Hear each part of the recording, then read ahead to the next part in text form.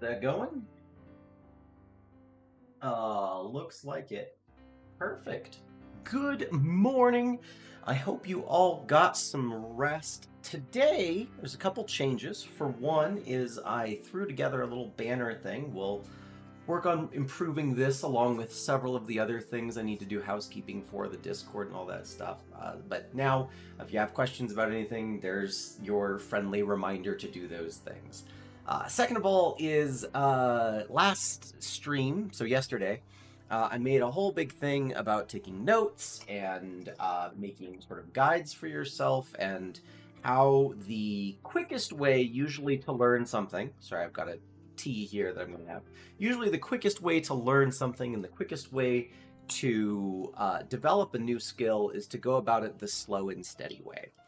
That's not really the information that anyone wants at any given time. Everybody always wants to do everything super quick and super easy, but usually learning new things are not that way. Anyway, it was all about rigging and how to go through a process of learning something and then how I'm going to apply that to rigging. And basically, the goal today is I got my notes. Let me make sure I've got my notes. Hold on, I don't have my notes.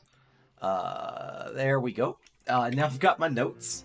Ignore all the other tabs up there. I don't think there's anything too scary. But these are my notes for rigging. So I've gone through and I made a bunch of notes for myself, and I am going to release this for the adventurers so that they can follow along as well. Or you can have access to this for reference if you want. And the goal is to basically go through all of this information, create a rig for 2 different characters in the 2 hours that we have here, and do so without referencing the tutorial where I learned all of this from. It is stuff that I know, stuff that I've done before, but now I have a tool that I can use to sort of remind myself in case there's anything I forget. So that is the goal. That's to see if I can put my learning method to the test here.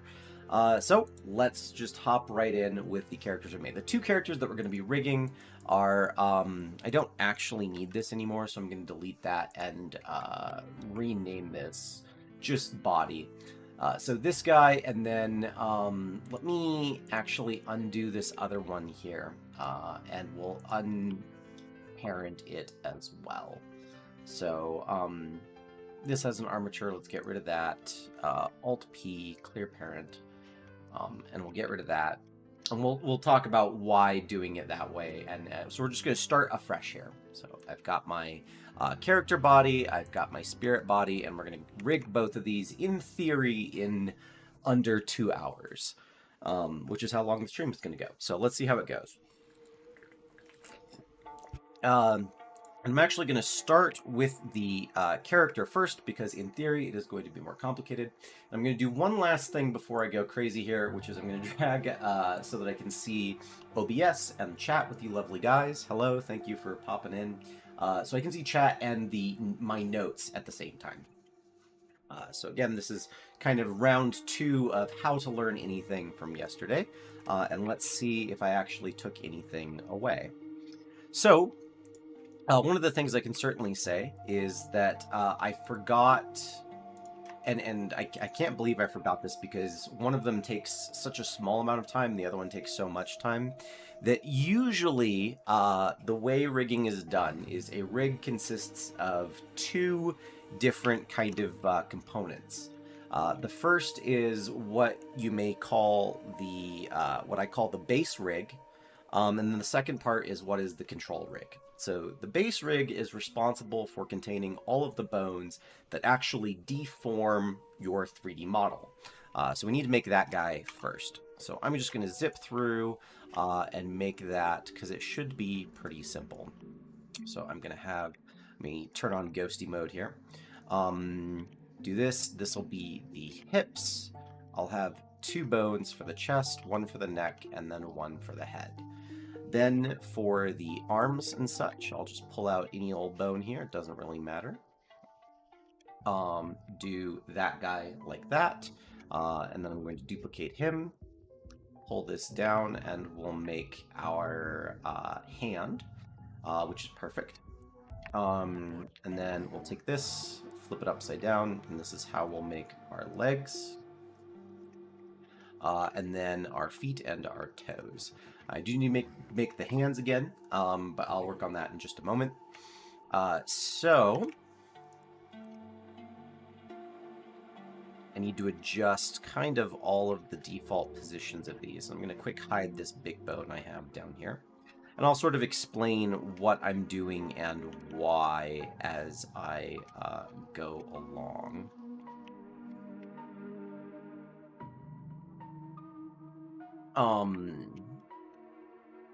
Doot. Keep offset. This goes to that. Keep offset. And this goes to that. Keep offset. Perfect. All right, so rigging in a nutshell. And our base rig here. The base rig, again, consisting of all the deformation bones. I need to put that in a more conducive space. That's right in front of me. I'll knock it over there. So I need to rename all these. And I'm going to rename all of these with the prefix DFRM. So that stands for deform. I'm just going to select all that and copy it so I remember what it is. And then I'm going to call this leg pro.l. Pro stands for proximal, which means it's closer to the center of your body. Just medically speaking, whenever you've got limbs and stuff like that, the further something is in this direction towards the core of your body, that's the more proximal it is.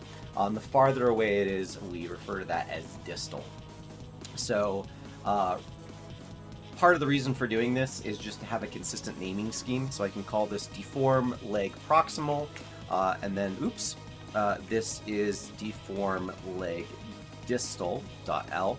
And that's to keep it consistent with the arm, because even though there's like names for like this is the thigh and the calf down here, it irritates the living daylights out of me that for the arm there's only the upper arm and the lower arm, or the forearm, right? I don't like that naming convention, so using the proximal distal just helps in this case, for me at least. So this will be arm pro.l. And then this here will be arm dis.l. Perfect. This is, deform shoulder. I didn't spell that right. Shoulder.l. We'll call this pelvis. This will be waist, I suppose, for the time being. We'll set this as chest. This up here is neck. And this up here is head. Oh, and I put a period at the end of that. So obviously I don't need to have, the .L stands for the left side of the body. Blender has a set of, like, distinguishers that it recognizes for like left and right and up and down and stuff like that. So .L is one of those affixes that Blender understands. And I don't need to put .L on the waist because you don't have a left waist and a right waist. You've just got your waist. So we've got leg. Oh, and then down here I've got all of these. This is foot.L. And then we've got deform toes.L. And then this last one here is hand.L. So that is most of the basic bones. There's some stuff to do in the hand here, which I'll get to in just a second. But going back to my notes, one of the things that I took notes on, and this is just general, I'm gonna like give you the cliff notes to my notes sort of as I move along here. I think that's kind of the plan. Is that all of these things have an orientation. And these orientations matter quite a bit, as it turns out. And you can see what these orientations are. Oh, I've got a siren outside my house. I don't know if that's coming through. No, you can't hear it, but it's loud as hell in here. Anyway, so each of these bones have an orientation and a set of axes. And these axes are really, really important for basically how everything is going to work. And I have them turned on per bone here. And the general rule of thumb, at least that I've written down, is there are a couple things. One is that if you have any bones which are oriented primarily vertically, those bones should have their z-axis pointing forwards for the whole object. So in this case, this is forward for my character, so that is the direction that all of my z-axes should be pointing for all of these bones. So here I've got the deformation head, and if I zoom in a little bit, we can see that indeed the z-axis is pointing forward for the rest of the character. If there was any place where that might have gotten flipped around, it would probably be the neck here, but it looks like if I just select everything, all of them have their z-axis pointing forward. Just to make sure, I'm going to press Shift-N. That is to recalculate the normals of the bones. And I can do it that I want everything to be pointing in this direction, which happens to be the global negative y-axis. I click that, and I know everything is working correctly. My legs are also oriented in a fairly vertical pattern, so I'm going to do the same thing for them. Global Y, and make sure that they are pointed forward here. And that works out just fine. Put these sort of into position for where they go. And now that I've moved them a little bit, I'll just do that one more time to make sure. So that's good. That's fantastic. That's what we want. The question is, what do we do now with bones which are oriented primarily laterally? That is, bones that are moving sort of oriented in this direction. For those, all of them should have their z-axis facing upwards for whatever the object you're working on is.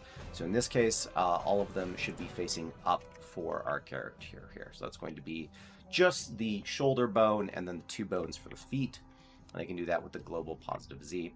I can go in and I can look and make sure that these bones are doing what they need to be. So perfect, perfect. And I'm actually going to bring that toe in just a little bit. And then make sure that this up here is doing the same thing. Awesome. Now I am going to adjust this a little bit, which this goes back to bone placement. Someone was asking me about this last time, is what is good bone placement? How do you know good bone placement? And the answer is, and as I was going through my notes, I was just able to describe this much better the second time than I was the first time. The answer to it is bones move around masses, right?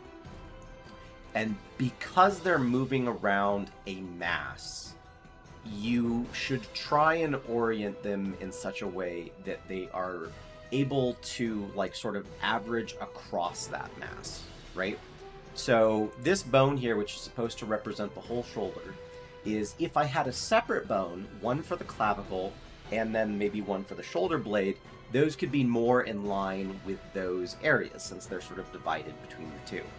But since I've only got one bone, which is actually divided between the two, I want to have this kind of be as squarely among, like, in the chest as humanly possible here. So here we can see I've got like this area, which is the back of my chest, this area, which is sort of the front, and then this is my shoulder. This is where I want that rotation to be, and same for over here. I don't even think I want these two things to be at a slight angle, so I'm going to scale it all up and down the z-axis to make it like such. This is going to be my shoulder overall. And let me get rid of my drawings down here. So that's orientation for lateral bones. But then we encounter a sort of interesting situation, which is the, oh, and let me rename this real quick. This is going to be my root bone. Root. Let's try it again without the caps locks on. Root. So, there you go. The question is, what do you do with the orientation of bones which are neither vertical nor horizontal? They're like doing weird angles and stuff like that. And the answer is that for those kinds of bones, you should orient them in such a way that the, hey Stray, how's it going there? So for bones that are going at an angle, you should orient them in such a way that the z-axis is facing outward as much as possible from the core of whatever kind of thing you're rigging or working on here, right? So here I have the arms in sort of that natural A pose. So I want to make sure that the z-axis of each bone in the arms is pointing outward, whatever that means. So in this case, like here, I would consider this inward if they were pointing down here. So outward is going to be up here. And this will be more prevalent when we get down to the hand because that's all going to be at weird angles as well. To adjust these, I don't actually have a way that I can set the roll automatically. I'll have to set it by hand, which is what it is. So let me go through and sort of put each of these joints kind of in their proper locations. Proper-ish. How's it going, Stray? How's the day treating you so far?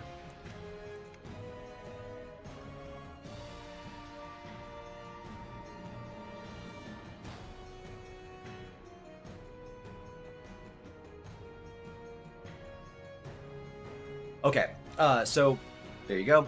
To change the roll of a bone, if you're not using Shift-N, which brings up the menu of the snapping here, you can use Control-R, Control-Rotate, in order to change the roll. So all I'm going to do is press Control-R here and point the Z-axis, basically what I feel is outward for the arm. I'm going to do the same thing here. Or actually, now that I've set one of the things I can do is I can select all of the bones that are higher up in the chain. And I can select this base one here, and I can do Shift-N, and I can do Active Bone. So now they'll all rotate to match what this bone is doing here, which is great. And I might even rotate the hand in just a little bit more. So it's a little... The arms are on the same axis, but the hand is slightly more natural there. So now I need to make the fingers. And this was something that I messed up in the last in the stream. Like, I guess it would have been at the end of last week where I laid all these out. I messed up in here. I did something really dumb. So we're gonna fix that real quick here. I need to watch my time so I don't, because I do want to complete 2 rigs in 2 hours. So we're gonna have to boogie here. So the thing I messed up is that I put bones at each joint in each of the fingers, which is good, but the problem is that your hands don't deform just at the fingers. The way the bone structure of your hand is that you've got like a tiny bone here, here, and here. These are your phalanges, which is a fantastic word. And then you have another bone, which is called your metacarpal, which actually comes down all like really far into your hand. And each finger has its own set of additional bones that do so. So if you create your rig in such a way to like sort of mimic those bones, your hand will just look way more natural for having done so. So in order to do so, I'm going to duplicate this hand. I'm going to drag it out here, and I'm going to get rid of its parent, so it's just floating. And then I'm going to select everything but that, and I'm going to hide it so that I can see what I'm working on here. And what we're going to do is we're going to create the singular metacarpal bone, each of the phalange bones, and then orient and rotate and label them, which is a process and a half. So let's pull all of this up a little bit more. I could do this with snapping. Like, I could go flip back and forth between edit mode for the mesh, putting the 3D cursor where I need to, going back, going into bones, going to edit mode there, putting it... Just don't want to spend that much time. So we're going to do it this way, and this will sort of have to serve our purposes. So this is the finger rig I made the first time. Which, like I said, this was not what it needed to be. This is where I made the mistake. So I'm going to pull out one more bone here. And let me go ahead and, switch direction. That was another thing that took me a long time to remember last time. And then I'll take this and I'll parent this to the next bone up the chain there. So we have keep offset. No, I'm sorry. Boom, boom, connected. There we go. So now that should move around. That should move around. That should be perfect. So this is going to be our metacarpal bone, and then these will be our finger bones. Let me go ahead and put these a little bit more aligned with the mass of the finger. You can see that the metacarpal is like not perfectly in line. It curves more towards essentially where they all connect at the wrist here. So there is this kind of angle to it. Last thing I'm going to do is orient that to that. So these are all sort of facing the same direction here, like such. And then I'm debating about whether or not it would be easier to just copy this whole string over or to do it bone by bone. I think I'll just do it bone by bone. I think that'll be kind of the way to do it here. So here we'll have our second metacarpal. Here we'll have our third. And then our fourth up over here, just like this. So what I can do with the ends of these guys, oh, pardon me. What I can do with the ends of these guys is and I've mentioned this a couple times, but your hands are not like perfectly flat. There's an arch to them. And that's true throughout just everything going on in your hand. So I'm going to like start inlaying some of that arch even way up here in the metacarpals, right? And then I'm going to orient these towards, again, sort of the outward direction, because I don't have, it's not a vertical finger and it's not a lateral finger. So I'm going to orient this for whatever is out. And I would say that this is sort of the inward closure of like the hand. So I'm going to orient all of the z-axes coming out, and that's especially important for the thumb.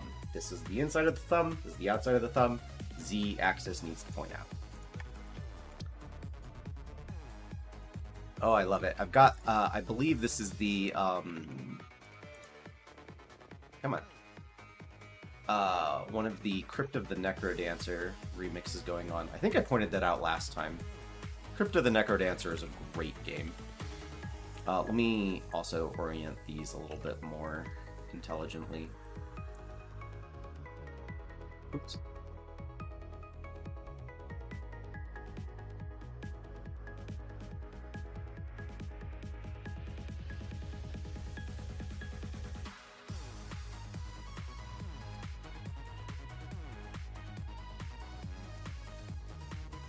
Just sort of feeling it out. There's not really a right or wrong at this point here.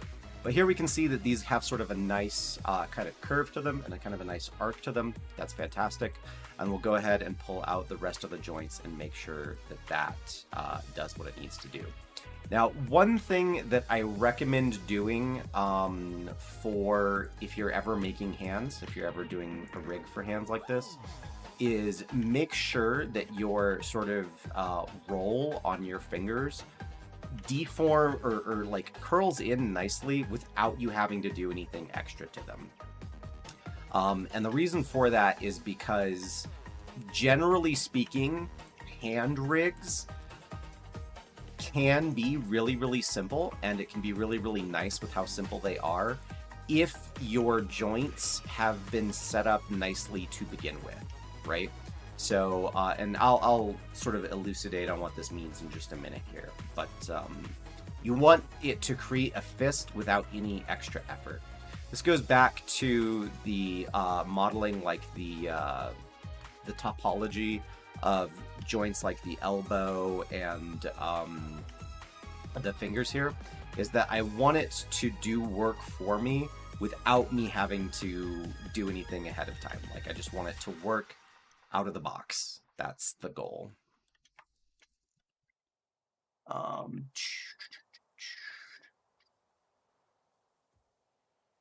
Perfect. And then what I'm gonna do is I'm gonna rotate each of these ever so slightly. And then just have all of their rolls match sort of my active bone for each of them. So pull that over, active bone. You know what? I wasn't planning on doing that, but yeah, that works out just fine. Perfect. Perfect. Grab all of these.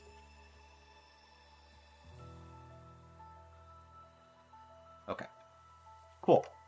So, now a little bit of testing is I just want to make sure that these bones in particular, and I'm actually going to select all of these guys here and then hide everything else, is I want to be able to select all of these, rotate them along their individual x-axes so that they curve in like this, and have the whole hand form a nice, like, sort of shape. If it doesn't, which I'm not expecting it to on the first try, we'll see what that looks like and change it from there. So here I've got all of these. I'm going to rotate all of them on their x-axes. And you know, that actually came out really well. Normally when you do it like that, truthfully, you'll get like 1 or 2 fingers that are doing something really wonky like this. This is an exaggeration. But they'll have like some very, very strange angles to them when they close in like this, which is what we're trying to avoid. But the fact that literally all of these kind of form a really, really nice arc and they sort of maintain that, that's awesome. I was truthfully not expecting that to happen on its first try. It's almost like I've done this before and I do know what I'm talking about. I don't know what I'm talking about. That's a lie. Yeah, that's great. Wow. Good job, me. I really wasn't expecting that to happen. Okay, so going back into edit mode and then laying out the last of these, we need to do the exact same thing for the thumb. And like I said, and this is where there's going to be sort of an extreme example, is I'll pull this out here, is we're going to have our metacarpal for the thumb, and then our 2 joints for the flange. And I need to make sure that the z-axis, let me go ahead and select all of these so I can see what I'm doing here. Goodness. That the z-axis is pointing outwards. And the thumb is an interesting case because all of these have a consistent axes with each other. But our thumb is at an awkward angle, right? So it might be tempting to lay out your thumb with the z-axis pointing the same direction as all the other fingers. Don't do it. If you have a joint at an angle, always make sure that the z-axis is pointing out from wherever that is. So we'll pull all of these in kind of where they need to go. Move around a little bit, make sure everything is lining up here. And I'll pull this in just a little bit more like that. It's good. And then I'm going to rotate these so that the z-axis points, again, outward. And I think that actually will work just fine. So now if I take these and I rotate them along their x-axis, we can see that that rotates in at a sort of nice closed angle.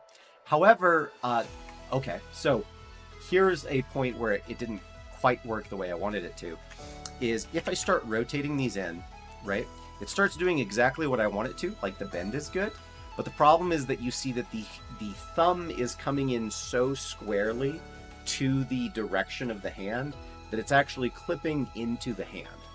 And ideally, we would want to set the roll up in such a way that it comes in kind of like at an angle here, because we don't want to have to go in and fix that with constraints down the road. So this is actually a fantastic example of it being good, but not quite what we want or need here. So I'm going to give it a slight rotation like that. Have everything sort of follow the active bone there, and then we'll just try again. So RX, and that's pretty good. It's pretty square on. I might tilt it out even just a little bit more.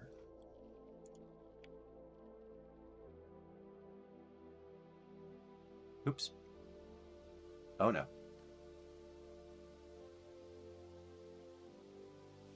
And now with a little bit of this stuff here, it looks like it's going a little wonky.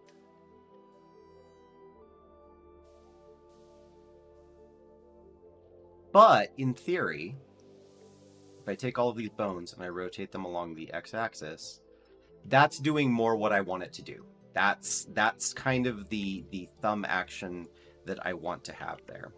So I'm going to do just that, and I'm going to do just these two and like pull them in. Perfect.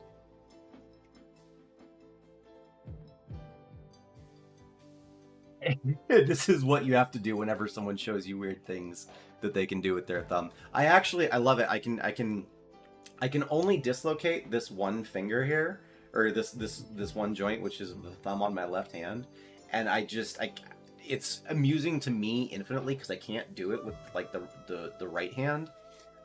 So yeah, the weird thumb things that we can do, right? So now as a fun note, right, is I'm trusting, just looking at this, the orientation of the bones that I've made here and the way they naturally curve, right? But if you look, especially at the geometry of my thumb, because it's such a low resolution thing here, one of the things that you can see is that the geometry of my thumb doesn't match up. Like I can actually go into edit mode here, is that this line here doesn't really match up with the line of the bones.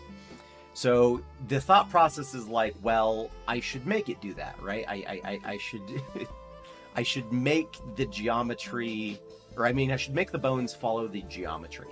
And in some cases, the answer is yes, but in other cases, you shouldn't, right?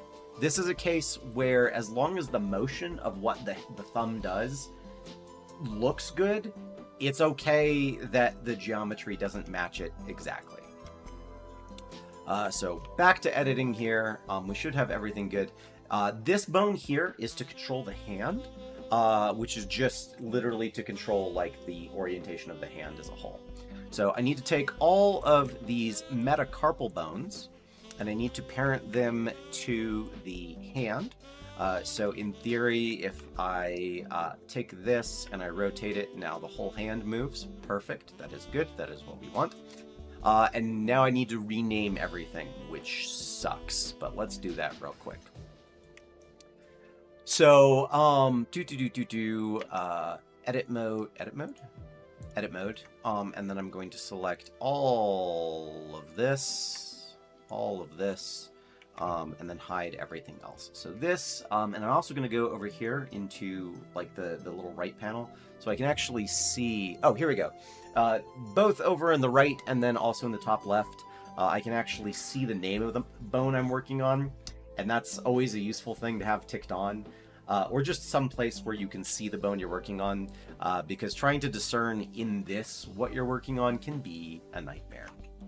So here I've got deform hand.l, cool, I can hide that, and then we're going to do just a bunch of renaming here. So deform index, I'm going to call this car, that's going to be the little for carpal, .l, okay? And then this is deform, oh, whoops, deform index proximal, .l, deform index mid, .l, and then deform index dis.l for distal. And that's the naming convention I'm going to do for each of these. So deform middle car.l, middle pro.l, oh my goodness, deform middle mid.l. That short-circuited my brain so hard. Oh my goodness. Middle mid is the most difficult thing I've had to think about in quite a while.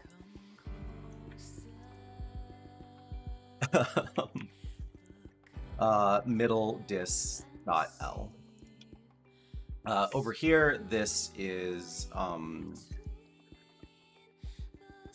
not ding, ring car.l, deform ring pro.l, deform ring mid dot L, and then deform ring dis dot L. Almost there, almost there. Deform little car dot L. Oh, little car. Deform little pro dot L. Deform little mid dot L. Deform little dis dot L. And then over here, fortunately, this is nice and easy, is we can do thumb car dot L. Easy, it's literally one bone shorter. Deform thumb pro dot L, and then deform thumb dis dot L. Now, like I said, last time I made a big rig like this, I made one teeny tiny little capitalization error, and it screwed over everything. So before I go any further, one of the things I'm going to do is I'm going to slide my window way over here, and I'm going to slide this way down. And I'm just going to shift click on the little roll down arrow for my armature. And what this does is this shows me all of the bones. And you can see where here I have my shoulder. Shoulder is a parent of the arm proximal, then the arm distal, and then the hand. And then the hand is divided up into all of these bits here, which is index, middle, ring finger, and so on and so forth. So I'm just going to stare at this in silence for like 10 seconds here, or maybe longer, who knows. And just make sure that all of my typing did what my typing needed to do, that I didn't misspell anything here. Important to check your work. So bear with me while I just aimlessly kind of stick my face into the camera and stare like a mean, aggressive programmer.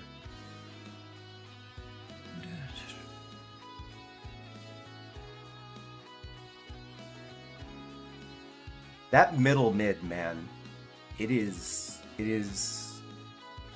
really hard on my brain.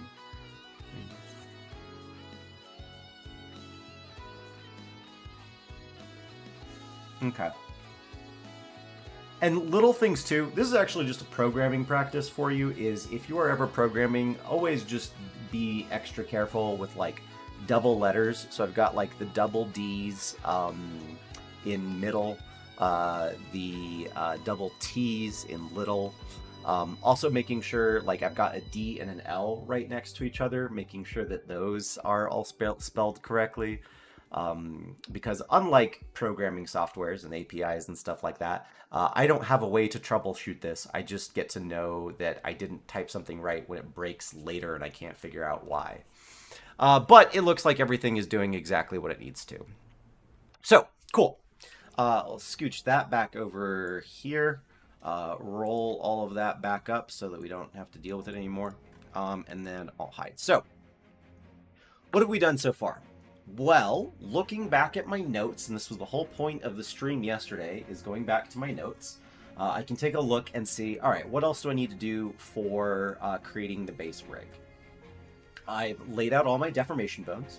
I've done so according to all of the rules. I know you can't see over here, but I've done so according to all the rules I wrote out for myself. I've done all of this thing. The last thing I need to do, which I'm glad I read this because I absolutely would have moved on had I not. This is why I made this thing. This is why I made a video about it yesterday. Oh god, tiny syntax errors will just destroy. Coincidentally, a lot of people ask whenever I'm in Unreal Engine about like why blueprints over programming, and I give a lot of reasons. Honestly, it's that. Hunting for syntax errors ruins me. I hate it so much. I don't like it. Debugging is not my favorite part of programming. And fortunately, just using scripting takes a lot of that away, which is great. Anyway, so the thing I would have forgotten is I need to do a couple new things, because these things didn't used to exist. As I now have bone collection, so in Blender there are now built-in ways to categorize all of the bones in your rig. You don't need a plug-in for it anymore, which is awesome, because you like did for 8,000 years. So I'm going to call this first layer root. I'm going to add in a new bone collection, and I'm going to call this deformation. Debating about whether or not... No, I'm going to give it the DFRM. DFRM.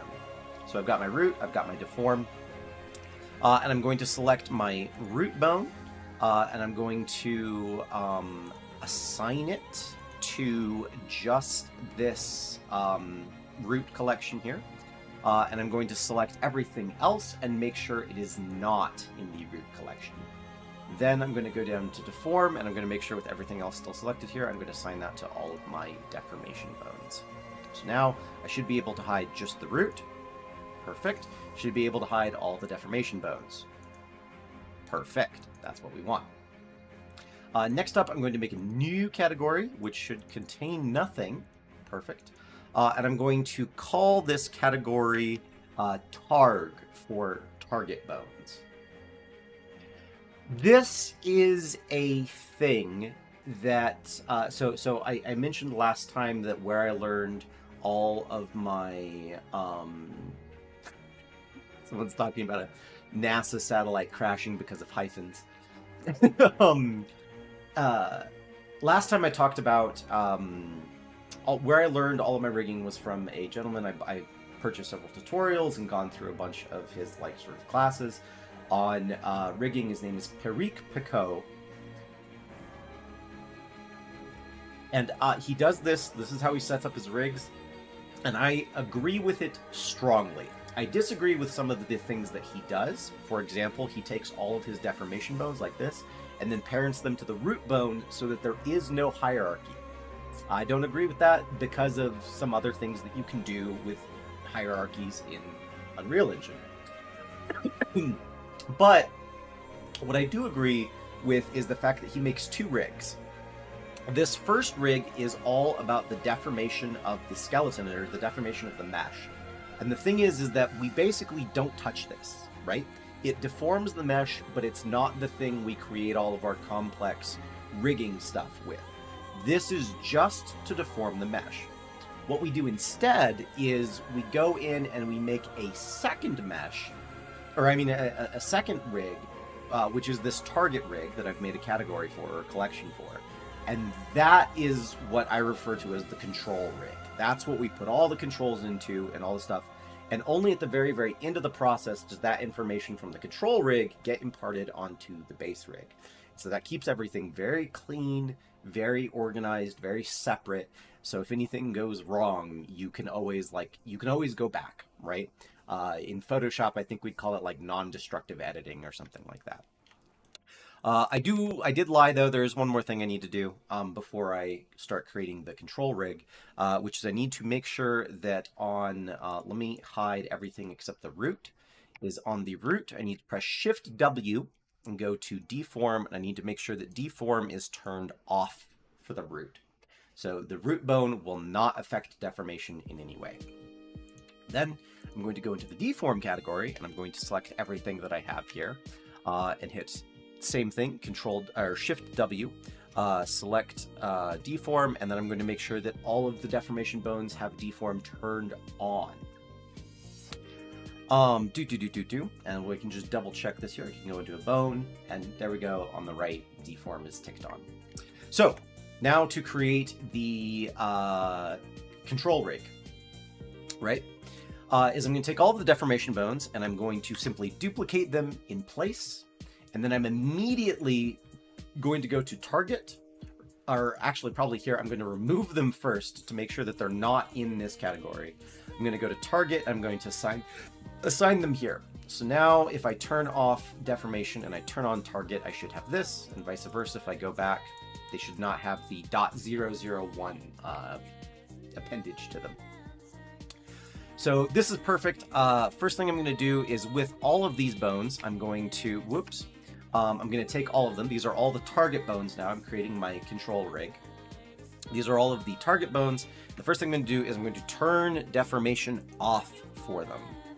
So the just click one and double check here. Deform turned off, off, off. Perfect. Then with all of these, they added this fantastic feature. This didn't always used to be in Blender, which is crazy to me. But under Edit, they now have a batch rename. So I'm going to select bones as the thing I'm trying to rename. I'm going to select everything, and I'm going to replace DFRM, which is deform, with targ for target. Find and replace, click. Now everything is replaced in this skeleton with target underscore leg distal underscore foot dot L, what have you. I'm going to do that exact same thing again, batch rename, except this time I'm going to find and replace .001, and I'm going to replace it with nothing. Perfect. So there's a quick way to just rename everything. The last step that we're going to do here is, and just to make sure I've got all of that perfect, and I see the little dot now. This wasn't like outlined anywhere, but I'm putting two and two together that, nope, never mind. I thought I understood something. I do not. No, I do. It's whatever the active, whatever your currently active thing is. Not everything you have selected, just whatever is active. You get a little white dot in the left there. Anyway, for the last thing to do is to make sure that the deformation bones, the target bones, again, don't have deform turned on, which I already checked. And then what we're going to do is we're going to put a constraint on each of the deformation bones that copies all of the transforms one-to-one of each of the control rig target bones. And the reason for doing that is just to make sure that everything stays nice and separate. And it's fairly easy to do, is I'm going to, and I believe, let me make sure I'm doing this in the right order here, is I need target to be the one I select first, press shift, select the one underneath, and then control shift C should give you a thing that it's not giving me, and I don't, because you need to be in pose mode.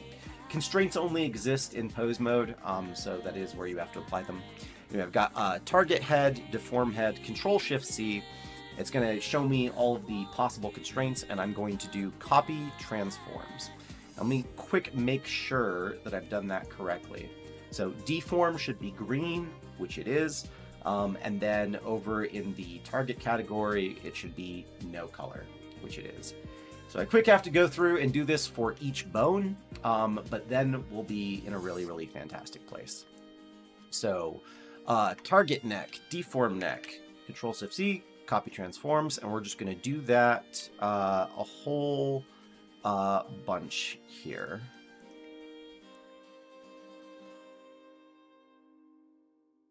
Riveting content.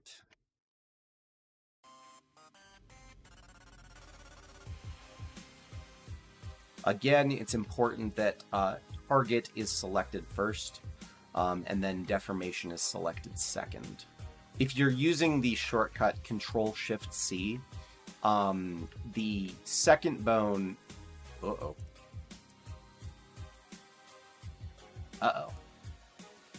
I'm moving too fast. So as a note, just on little tiny things that screw everything up, I'm gonna hide my target rig. As I was going through here and adding things, at some point, which looks like it wasn't too far ago, thankfully. No, yeah, right here. Between this bone and this bone, I accidentally moved my mouse cursor down ever so slightly, and it went from always putting on copy transforms to now I started putting on limit distance on all of these. So, oof, the little things you gotta look out for. And this one should be okay. So copy transforms, copy. Okay, goodness gracious. Okay, let us resume. Target, deform, copy transforms. And now I'm gonna move just a little bit slower to make sure that I'm doing that correctly. I hate it.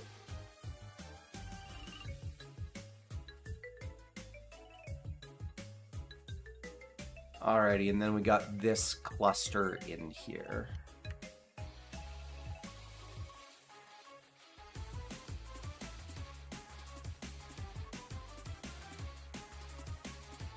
No. This is the one.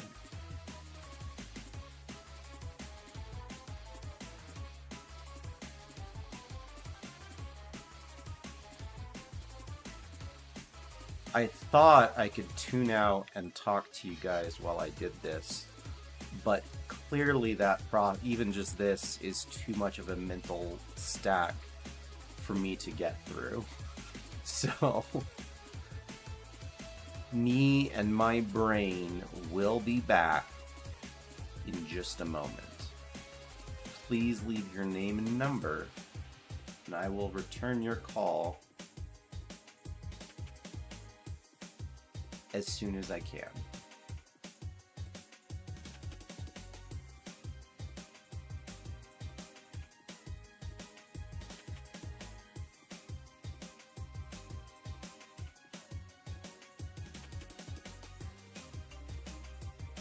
The worst part about this is I noticed just like 2 seconds ago that my mouth is open, so I can't even do this. I'm so focused, I'm like at risk of drooling.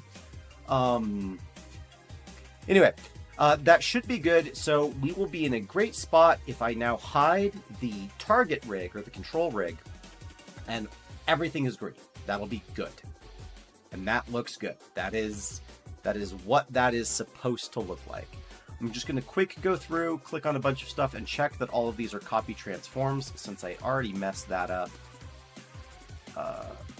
There's a great scene in Jujutsu Kaisen, which is an anime, where the main character is fighting this bad guy. Of course, it's the newest, most awful bad guy that we've seen so far.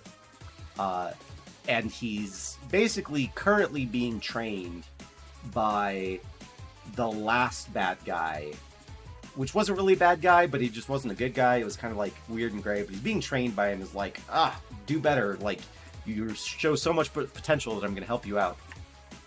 And there's a point where he's focusing, and he's focusing so hard he's drooling in the middle of a fight. And that's how I felt like all of 2 seconds ago. Okay, so we've got our collections, we've got the root, deformations, and targets. That's great. Everything's turned on. I can also need to go through and just make sure that the targets all have deformation turned off, which they do. And all of this is set and fantastic. All of it has been named. All of the role has been oriented properly. Everything does exactly what it needs to do. Fortunately, I've only done half of the rig here, the left half, as you can see. And the cool thing is that because I have my notes here, and I'm making sure I'm going through my checklists and everything that I was supposed to learn from the tutorials, I can go through and I safely know that I can just... Here, I'm going to pull up the search bar. I'm going to type in sim. I'm going to hit symmetrize. I think I need to select everything first. Symmetrize. And now we have the whole right side of our rig. And it's all properly named as well. Right? And if I turn on all of the bone layers, we can see, oh, so I messed up, right? On the left, you can see I have everything for all of the deformation and target bones because the text is overlapping, but I messed it up because I didn't have those bones selected for symmetrizing it. So I'm just going to undo a little bit until I'm back to here, unhide everything, and then symmetrize. Yeah, now we're in business. And now also, if I turn off the target skeleton and I go back into pose mode, we should see that all of these bones over here also have all of those constraints that we added in. So just little things, right? And this is another reason why I encourage you to, again, last stream I was talking all about just how to take notes for yourself and how to learn things quickly by taking notes, right? The first time I was doing this, I was just doing it from memory, right? I was just going. And I forgot that constraints are copied when you symmetrize, right? So basically, I went through and did all of the symmetrizing and work and stuff like this first before I did any of the constraints, which meant that in order to go back in and make constraints, I would either have to delete work I had already done, which is a bummer, or I would have to do it all by hand manually, which would be even more work than if I had remembered. So no matter what, I was wasting time, right? But by making notes, this isn't something I have to remember every single time for the future forever now, right? By making good, detailed notes for myself that remind me of the things that I need to know, I basically can follow along and be like, oh yeah, and this is why I made a checklist for myself. And as I go through, I can do the right. That's something I know I would need. It's something I know that I would forget because I did, and it's just a useful part of the process. Take notes for yourself. It's useful. Someone asked, how long did the model and rig take? The model we did in pretty much a day. Which a day in this streamer time means 2 hours. So 2 hours for the model, plus I went back in and fixed a chunk of it. So maybe like 4 or 5 hours total. And the rig we're working on now. So the rig is not yet done. So in total, probably about a full day. Okay, so moving on. We've got our rig, we've got our deformations, we've got our target, we've got all this stuff. Life is great.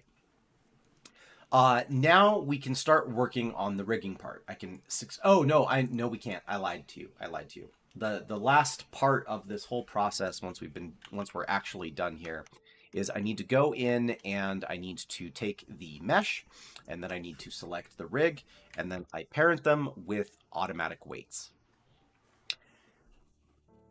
What this does, and it's worth sort of talking about this, and why we've done things this way, and what having deformation on and off does, and all sorts of stuff like that, is our rig now is comprised of multiple different elements. It's got our mesh up here in the top right. We've got the armature. The armature is a modifier for the rig. And now our mesh also has a bunch of vertex groups. Vertex groups are only created for the bones in your rig that have deformation turned on, right? That does not mean that you are limited to just these vertex groups. You can make more if you want to. Nor does it mean that every bone has to have vertex data. So this is like, or every deformation bone. So let's say, for example,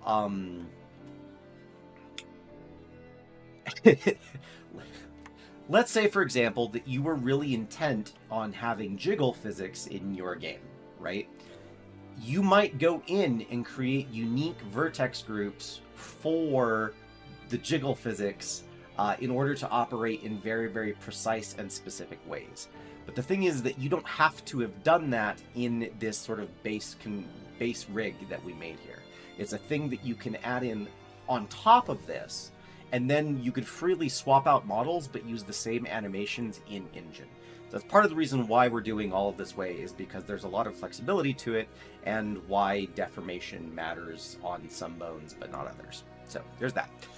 If we go into pose mode and I select just the target bones, these now all should deform our mesh.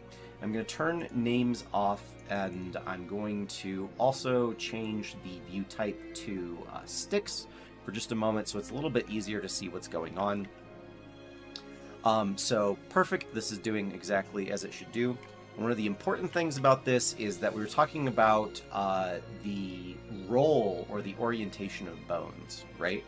And the thing is that because I made sure that all of my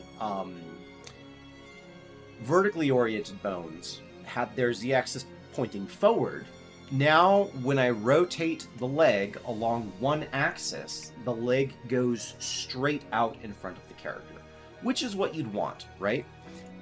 You could do this in such a way that your leg was at an angle, right?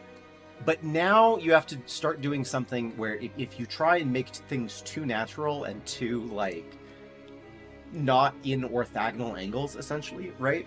Now, if I move the leg out, it's gone out at this weird angle, right? There's a slight tilt out to it. And if I wanted to fix this, right, in an animation, because I wanted it to move forward, I would have to do something what's called counter animation, which is just an animation to move it back to where I need it to be. And whenever you're making a rig, you want there to... It should require as little counter animation as possible. Things should just be easy to do the thing you're trying to do, right? You don't want to have to go in and constantly fix every little detail because the arm was trying so hard to be, like, naturally rigged that now every time you adjust a thing, there's, like, some weird angle. No, if I want it to move forward, it should just move forward. It was a long-winded way of saying that. Same thing with the lower leg here, is I can do this, that's perfect. I can do this, that's perfect. And now we've got our little kick. Maybe they're kissing someone. Ooh. It's great. Does it work on the other side? Do we have any problems? No. That's awesome. Awesome. Awesome. Awesome. Everything's named there. Let's check out our hips. This is going to be one of the first things that we fix. Let's check this out. Perfect. It's good. It's good. It's good. That all looks much better than it did the first time. Rotate this along its z-axis. So, ooh, I press some buttons. So the z-axis should face upward again. And now for our shoulder, now we can roll our shoulders in. I was talking about how when you're placing bones, you're moving like masses rather than joints. It's very, very easy to, like, lay this out and think of, like, anatomical stuff, but we're talking about masses. And so by putting this way more in the middle, because we only have one bone, we don't have sort of a separation between clavicle and scapula. Just put it in the center of the whole thing and make sure it's flat and make sure it's orthogonal. So now it does exactly what it's supposed to do. This looks good. And then we can open up our chest here and pinch our back. That's perfect.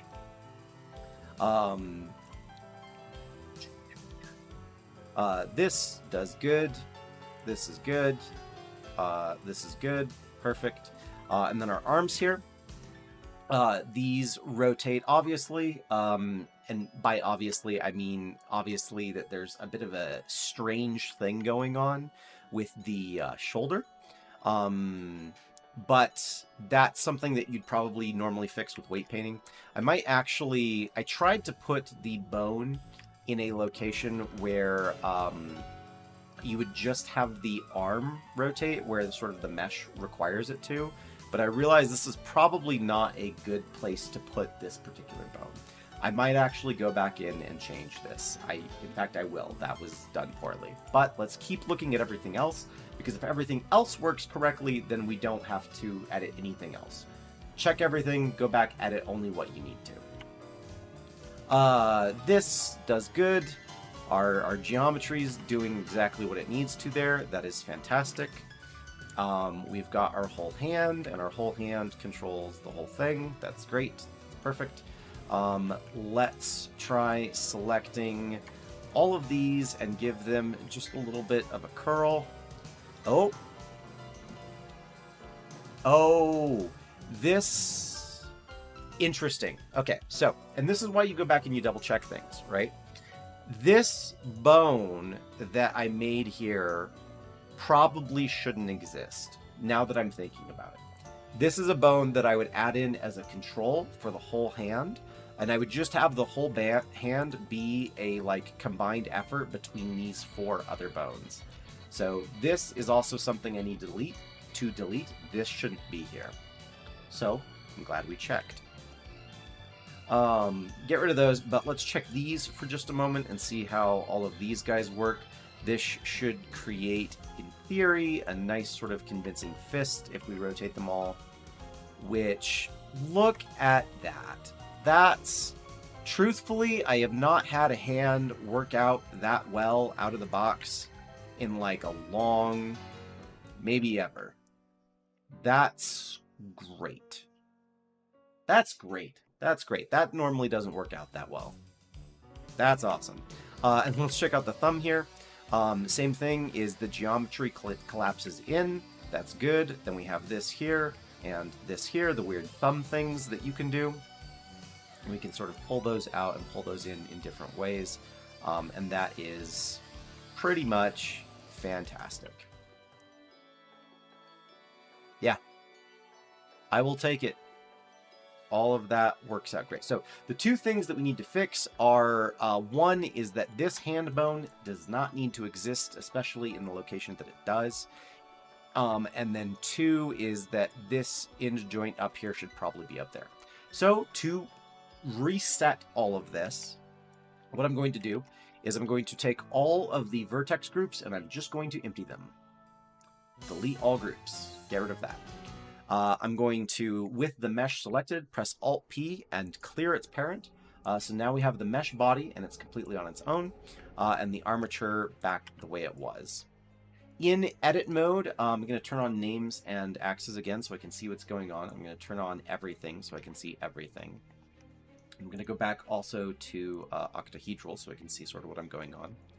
And I think all I need to do is if I select that, everything should be pretty good here.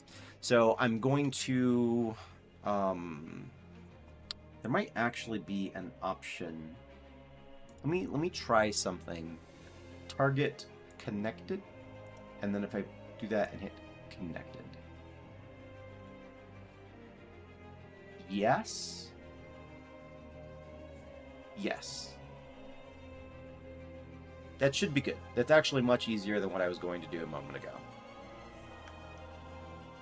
Cool. Also, let's save, because I don't know when the last time I did that was, so...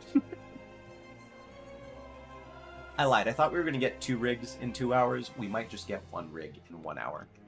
Because we're already halfway there, and time is zooming. Okay, so let's just try parenting again and see how it works. Let me go into the rig. Let me turn it back to sticks. Turn off names. Turn off the and then parent that to that. Do... Oh, the hand. I forgot the hand. I forgot the hand. So, this is the deformate... Oh, no. This is the deformation hand bone. That needs to not exist. And then this is the deformation target bone, and that needs to not exist. Now, it looks like by default that all of the bones simply went to the parenting to the next one down the chain. And I just want to double check by turning some of these layers off to make sure that is the case. So now if I go into pose mode with just the deformation for the arm and I move this, all of those bones should move along with it. And if I turn on deformation, nothing should be left behind. Perfect. Now let's go in and do the parenting thing. So, boop, boop, boop. Select the mesh, select the armature, parent with automatic weights. Let's see if our 2 things are fixed there. So, come on. Select the rig, and we'll try doing our arm here, and that's much nicer. That is much nicer. That is much more what the arm is supposed to do. It's pulling a lot of the chest out with it, but that's... I don't even care about fixing it. It's fine.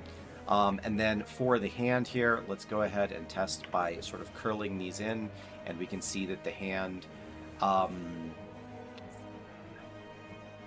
is still doing...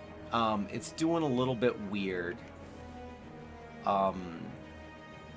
But that's fine. These bones aren't...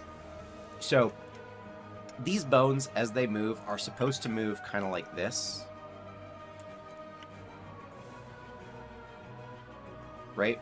So at most, that is about like kind of the... And maybe I could actually even pull this one up a little bit. This is kind of like the maximum amount of variation that is supposed to exist between these bones. So, obviously, if I like crunch them all in, it breaks and it doesn't look the way it's supposed to. But on the whole, this is actually quite nice. So we can set all of those up with a single control. It'll be fine. No need to worry about it. So yes, so this is our deformation rig and our control rig. But this is only half the battle. We're going to quick throw a bunch of different controls in here, and I'm just going to show you how a bunch of really cool stuff works.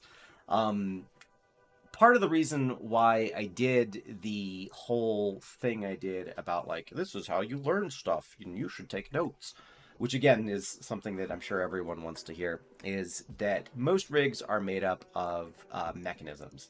And mechanisms are just simple interactions that, when combined together, make controlling your rig a lot easier. And so I have here a bunch of diagrams and information and sort of process information so that I can recreate all of these controls without having to reference where I learned them from. Oops, I put that up in full screen here. There we go.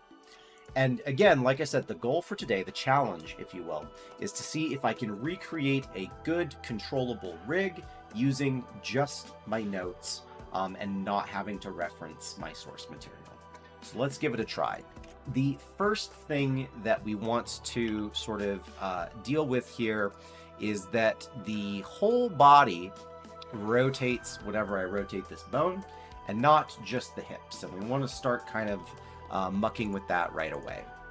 So to do so, I'm going to hide my deformation rig, and I'm going to hide my root bone. And in edit mode, I'm going to go ahead and pull up my octahedral things. I'm going to tick on names so that I can see what I'm working with. And I think I'm going to select edit mode, everything, just this here, and we're going to start making controls. So one of the first controls I want to make here is this, just coming out like this. And I'm going to rename this CTRL underscore CTRL for control. And I'm going to rename this control underscore body. Okay. And I'm going to make a new bone collection, and I'm going to label this as control. You know what? I'm going to make another one as well.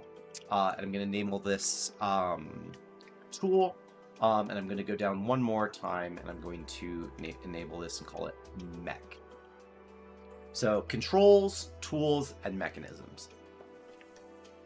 So this is going to be my control body, and basically what happens is whenever things rotate, I want them to follow this. I can do so by taking this and parenting it to here, keep offset, and this here, keep offset. So now, if I go back into pose mode and I move this around, everything moves. But if I move either of these bones around, remember, just a moment ago, this turned everything. Now it turns just that, which is mildly disconcerting. You know what?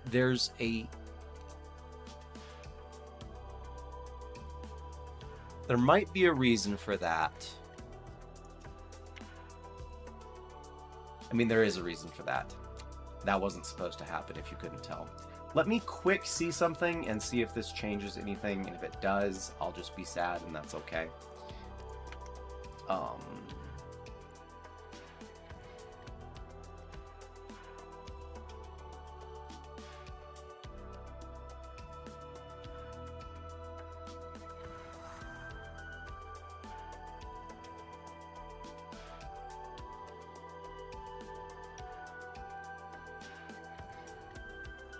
So there was a step somewhere in that process that I thought was unnecessary, but it seems to be kind of necessary.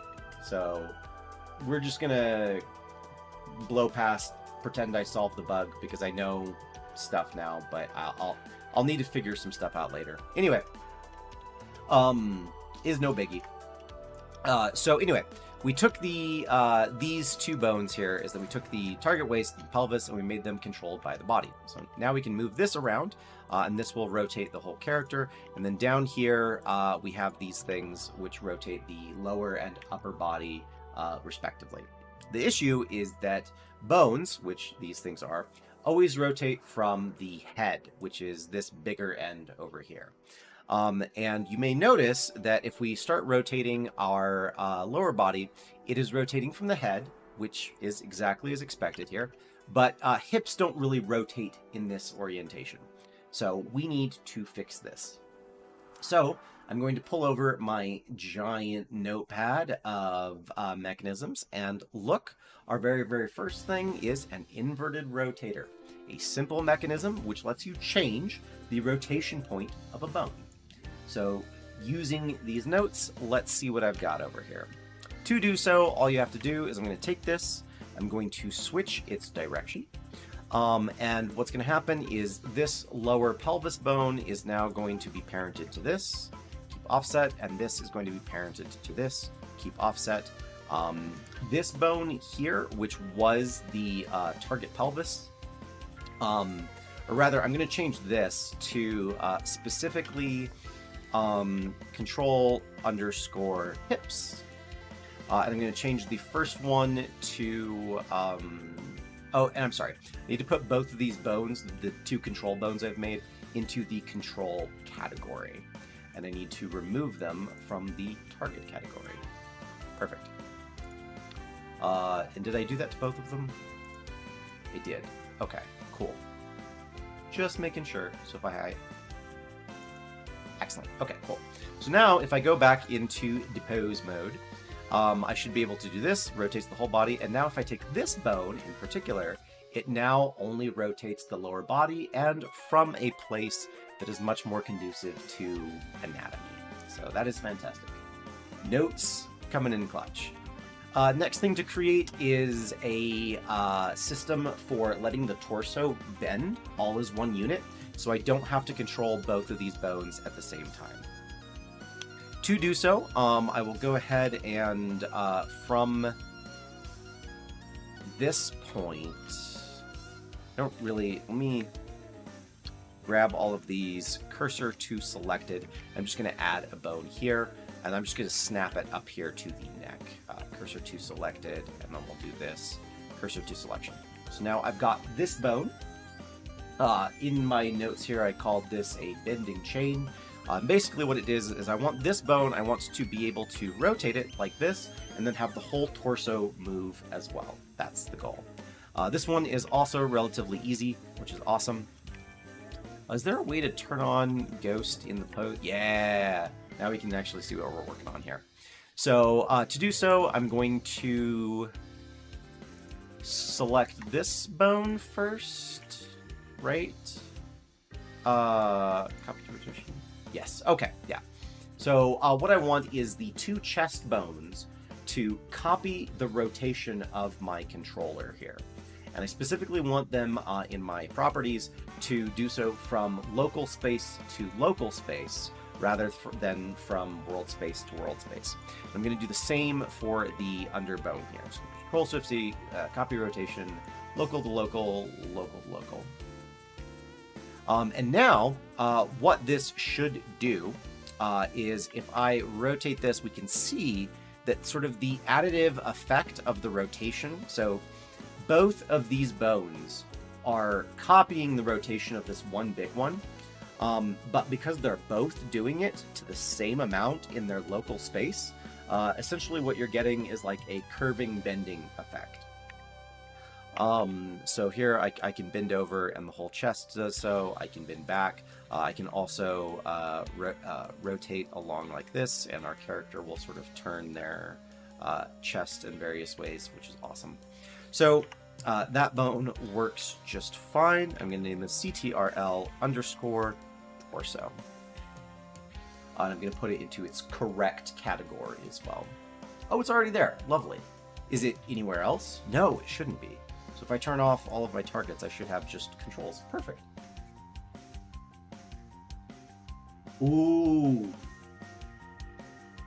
That's a great question. Are there any other programs that I regret for learning and... Oh, I'm sorry. My chat was actually covered by an emoji and I misunderstood your question. Thank you for typing something else, otherwise I would have answered not your question. Is there any other program you regret not learning for rigging and modeling? It's hard to know, because if I didn't learn it, it's hard to know that it was like better and that's what I should have learned instead. But I can definitely say that I wish I knew more about 3ds Max. I don't know anything about 3ds Max. I know a lot of Blender, I know a chunk of Maya, and I know just those two, as far as rigging is concerned.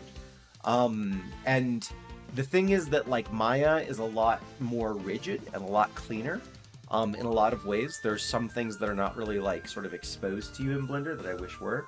But on the whole, no, I think Blender does everything you need it to, and it's free, and it's always hard to beat free.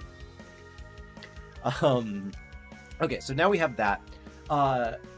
Time to move on to the next mechanism. Also, I appreciate you saying I make it look easy.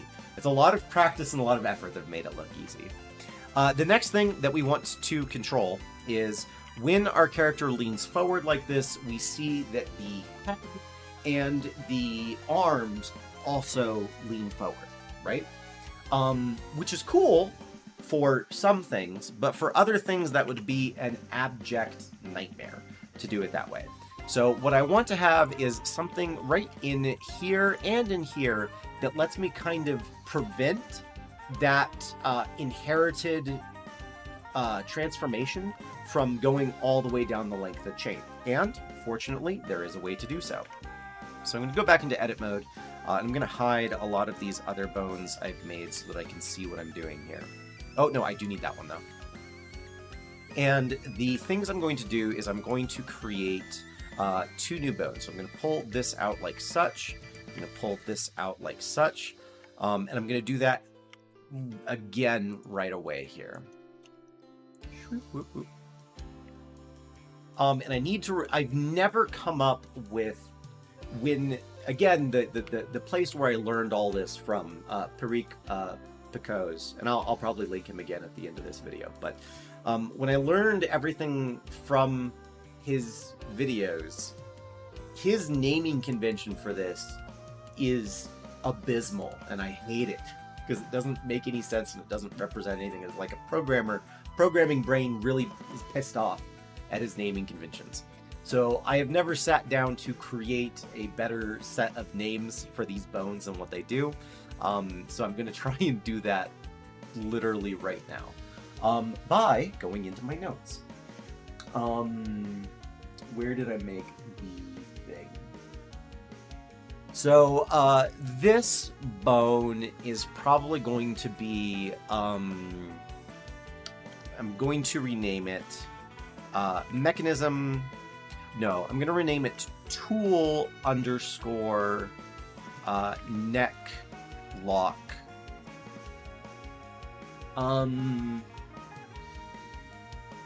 Yes. And then this smaller bone I'm going to call mech for mechanism underscore neck lock. Yeah, so they're both called, they both technically have the same name, but they both have different affixes for them, so I can tell what the difference between the two is. And in my naming conventions, right, mechanisms are bones which the animator will not interact with.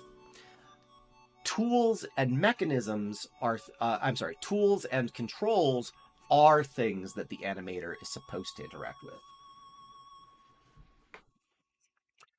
I'll answer that in just a second, and I appreciate you for saying so. And I'll talk about that in just a second here. Let me finish sort of what's going on here and explaining how this works.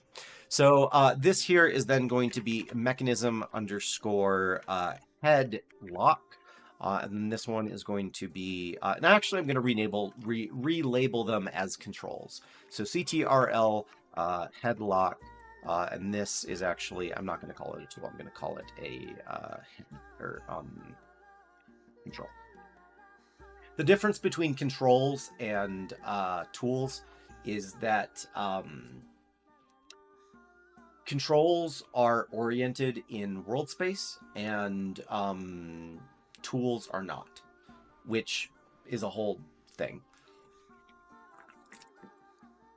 So how does this work? It's super cool. Basically, I need to make sure that the mechanism for the neck lock is, or I'm sorry, I need to make sure that here, I need to hide some of these to actually make sure, is that the target chest basically ends and terminates in the mechanism here. So boom, keep offset. So now wherever I move this, let me hide some of these. Wherever I move this, the top of the torso there is moving with it, you can see. So that's how that. Target neck is parented to this. So now wherever this guy goes, the neck follows along with it. And that is how that is set up. What we've done by doing it this way, oh, and this actually, I'm going to clear its parent for just a moment. So what we've done by doing it this way is we've taken both of these links in this chain of bones, and we've essentially cut them off and terminated them in a new bone. So now, if I rotate this, hold on, there's just too much going on here. Get all of this, get all of this out of here. This is too much visual information for my wee brain. Perfect. Okay. So what it should be is,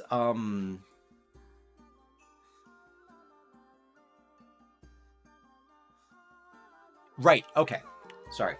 This is why I have notes here. This is why I'm doing the whole thing, is so that I can remember, right? Because the goal is to do this without having to reference my stuff. So, let me grab these guys like such, and then hide everything else again. The continuation of this chain, so like we had the target chest and now it terminates here. The thing that came after it, which was the neck, is now going to follow this bone, which is called the control. So boom, keep offset, and then the head is going to follow this control instead here. So we've essentially taken this chain, which once was one consistent chain from bone to bone to bone, and we've created forced severs. We've cut it off at two different points, and then we've ended both of those with their each own unique bone. So now this goes up in here, this goes up into here, and then this ties off, and then this ties off. And so the thing is that these two bones are now one unique segment on their own. These two bones are a unique segment. These are a unique segment, and so on and so forth. The reason why we did that is because now we can do something really cool. Let me make sure, yeah, boom, boom.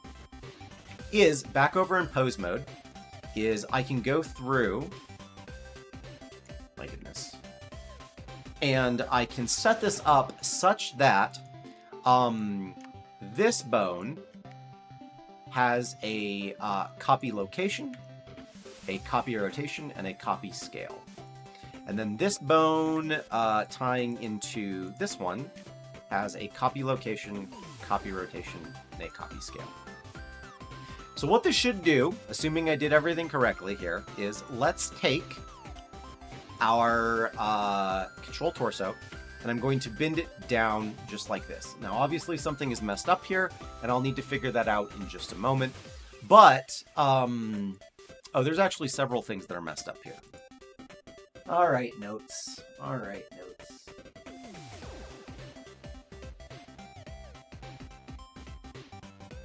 Anyway, someone asked the question, have you ever thought of making your own Blender course? The stuff I say here seems like hidden wisdom. I have. I want to. Part of it is that editing videos is just, like, really hard. It's not hard. It's a part of the process that I very, very strongly dislike, because I'm always thinking of ways to do things better and make things better and, like, just do it better the second time. And so I'm very, very frequently dissatisfied with the result. Part of why I switched over to streaming rather than posting individual videos is because I don't have to edit this. I could, but a lot of it just makes sense if I just sort of say it on the spot rather than trying to rehearse it all beforehand. Plus, there's also all sorts of nifty little things that are spur of the moment that you literally edit out when you're not doing it that way. So it's for those reasons that, like, I would love to make a course, but I would need to get over some of my own mental blockades in order to do so, which I should. I just should. Let's reconnect these and do this one bone at a time while I try and figure out what it is that we're doing here. So this should be following this, connected, and let me see why things were not working correctly before, because this is not correct. Something in here is not doing what it should be doing. This bone... Oh, I see what I did. I did not need to go back nearly that many steps. I see what I did. I feel silly. Connected. That fix it? Okay, good. That fixed it. I see what I did. I see what I did. I see what I did. I just did my parenting in an inappropriate way. So this, let me pull it out here, and I'll do it one at a time so I'm not confusing myself. This is going to be mechanism underscore neck lock. Perfect. This is parented to this. I did that the other way around, so this is currently correct. I'll take another one out here. Why this is going to be control underscore neck lock, like such. And then very importantly, this is going to be parented to the control body, so keep offset. So now if I move everything around, that should do that, and this should affect nothing at the moment, which is perfect. This is parented to this, keep offset, exactly. And then the connection between the neck lock mechanism and the neck lock control is that the control inherits the copy location, copy rotation, and copy scale. I did that in the wrong direction still. Man, I am terrible. Copy location, copy rotation, copy scale. So let me make sure that these are all set up here. Perfect. Perfect. So the idea is this, right? I've severed the link between these two joints, right? So that this follows my control here, and this follows the end of the other chain, but it does so with constraints rather than the parent-child relationship. My goodness, I have struggled. And what that means is that by now, if I rotate this forward, we still see that the head bends forward. But if I simply select this bone, first of all, I can take the rotation and I can remove it. So now the head does not follow that rotation. And what's more is if I take this and I change this to add, I can also add my own custom rotation, and the body will not sort of like, it will stay that way regardless of what I do to the body. So now that's how it's supposed to work without me doing the weird shit I was doing a minute ago. And again, thank you, notes. Oh my goodness. So we'll do that there. Pull this out. This is mechanism underscore head lock. Perfect. Pull another one out. Control underscore head lock. And then this very specifically does need to be parented to the neck. If it's not, I messed up. And then this is parented to here. Perfect. Keep offset. And then we'll add our constraints, copy location, copy rotation, copy scale, so that everything is nice and editable. So if I like rotate the neck down, for example, here, just as before, I can turn it so that the this does not follow. This, however, needs a parent, and right now it's got the wrong parent. The control should be controlled by control body. So if I keep the offset and I do that, now we can turn it on and off. Shroop, shroop, shroop, shroop. And we should also be able to rotate it as long as it's on add over here. Perfect. Excellent. So let's undo all those rotations, undo all that stuff, and now we have just the headlock and the control, or the control headlock and the control neck lock. And I am going to go ahead and switch all of these from I guess, no, I guess they would need to be on... I don't know that it necessarily matters if it's local space or world space. I don't think it matters. So we've got that. If I turn off... Oh, and let me put all of the controls in the locations that they need to be. So these are 2 control bones. They belong in the control category and not in the target category. So go ahead and hide those. These are mechanisms. They go in the mechanism category and not the target. Perfect. I can hide those. This is a target. Target. Perfect. Hide. This is a control. Perfect. These are 2 targets. Perfect. This should be a control. Perfect. The original target. Perfect. This is control. Perfect. All right. Legs. Legs are in some ways very, very simple, and in other ways very, very complicated. What I can do here, and what I'm going to do, is I'm going to select everything in this leg chain, select the inverse, and then simply hide it, so that we have just this. I don't really need the control body yet. So we're going to make an inverse kinematics chain, or an inverse kinematics mechanism. So fortunately, inverse kinematics as like a really, really common, awesome thing is already built in. Like there's a constraint, you just click it and it works and it does almost everything you need it to do. Since this is the base of our chain, pardon me, excuse me. Since this is the base of our chain, and it's the base because these bones are going down, we need some end to our inverse kinematic chain. So I'm going to simply pull out a bit here, and I'm going to call this control underscore leg, no, I'll do IK. No, I'll do leg IK dot L. Yes.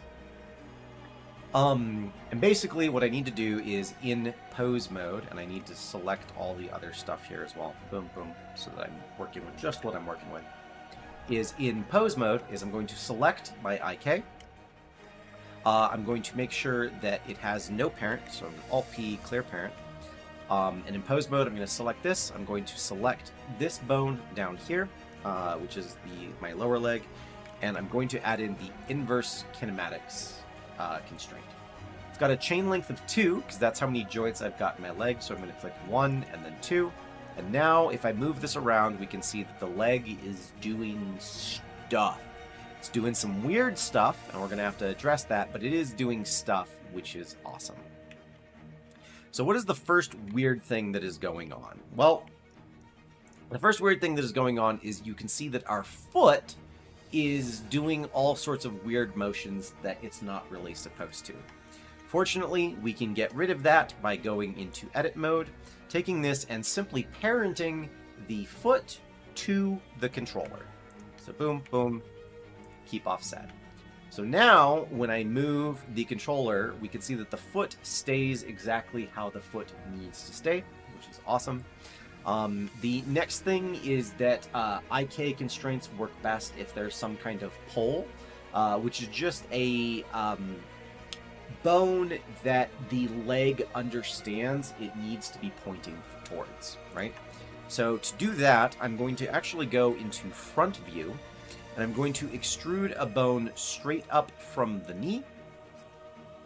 And I'm going to make sure it has no parent. And I'm also going to make sure that its roll is facing towards the sort of global Y, so in this general direction. I'm going to move this out just like such, so it's at exactly that height. And then here, in the constraints for this, it says, what is my pole target? Here I'm going to say, under armature, I want you to find, this will be mech underscore leg pole dot L. And I want you to use leg pole dot L. Perfect. My leg has rotated very wonky.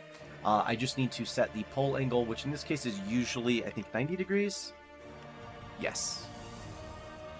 So now, last thing is if I make sure that my pole target also is parented to my control. I should be able to move this around, and now my knee is bending in a much more reliable way. I can also, let me go back in and turn off the ghosty mode. You can see I can now move the pole target to also change that, like, to do this. This is what I can do now. Perfect. Let's just set everything back, because there's still a chunk more to be done. The last thing is, what was I going to do here? Oh, yes.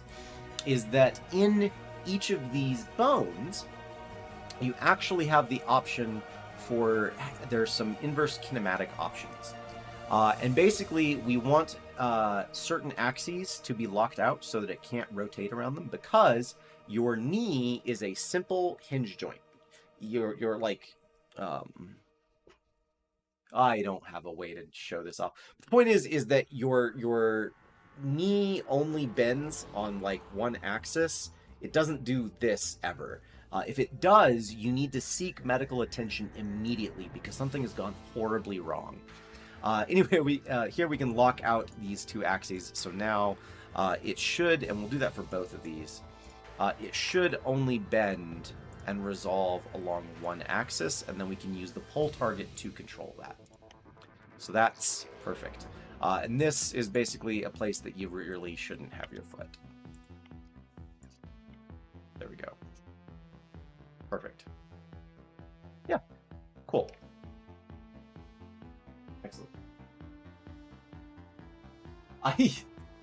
Someone said this is insane how much effort it goes in order to recreate a person's basic movements, and you would be correct. Wait till you see animating, because animating I would consider infinitely harder than all of this stuff. That's not true. That's not true. This is a very, very simple rig. I suppose that's the caveat, right? Is that this is a simple rig. This is not a complicated thing. This is a simple thing. And already it is very complex, right? These can get even more complex, but just as far as like things go, this is a simple rig, and the animations that you can do with it are endless. Animation is extremely complex and diverse and hard to do.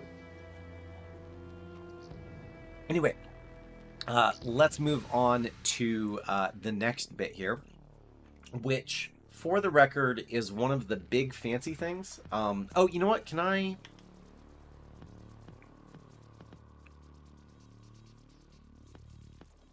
I don't know that I want to fix this right now.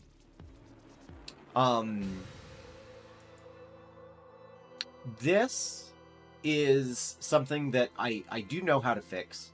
But I'm not even sure, because I'm looking at the time, and we're coming up on 2 hours very, very quickly here. So I might show off at least just how to make a foot rig, because that tends to be something that a lot of people are interested in doing. And I'll make the rest of this rig on my own time, and then show it to you guys tomorrow. But there's a few things that I want to hit on before we're done here. And the first one is how to make a foot rig. So what is a foot rig, and why does it matter? Well, the whole point of having IK here is now the person can go up and they can come down and they can set their heel on the ground. The issue is that if we need to now rotate this so that their foot touches the ground, you can see that their foot has sunk into the ground a little bit. What's more is if I pull this all the way back, like this, right? And I were to rotate it so that they go up onto their toe, you know? This encounters a new problem in that I would have to animate this separately, and then I would have to do this, and it'd be a whole mess. So what a foot rig does, and part of what it allows you to do, is create this relatively complicated movement that our foot does easily. That's the whole point of a rig, is to help animators make natural movements easily. So that's what we're going to create. The first thing is we've got this, and this works out fine. What I need is a new bone somewhere in here that I'm going to pull back to the heel, basically. And let me go ahead and set its rotation to global positive Z. And what this guy is going to do, and I'm actually going to pull him over just a little bit like this.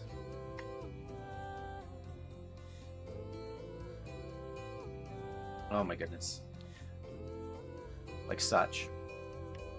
What this guy is going to do is he's going to make it so that we can go up on the toe, right? In pose mode here, we can see that its point of rotation is back here, right? Which is perfect. That's all we need it to do and be. But I need just another point of rotation. And we learned from the hips that I can do so by simply creating another bone. And actually what I might do is, let me pull this bone out. I'm just going to take this bone and then switch its direction. And I'm also going to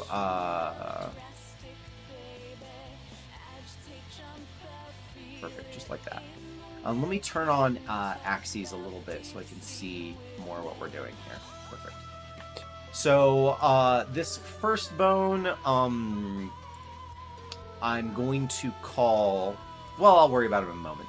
So these are my 2 points of rotation, right? I've got one up here near the ball of my foot, which is good. I'm sorry, I keep going through different thoughts about how I want to do this. I'm actually going to delete both of these and do this a little bit differently.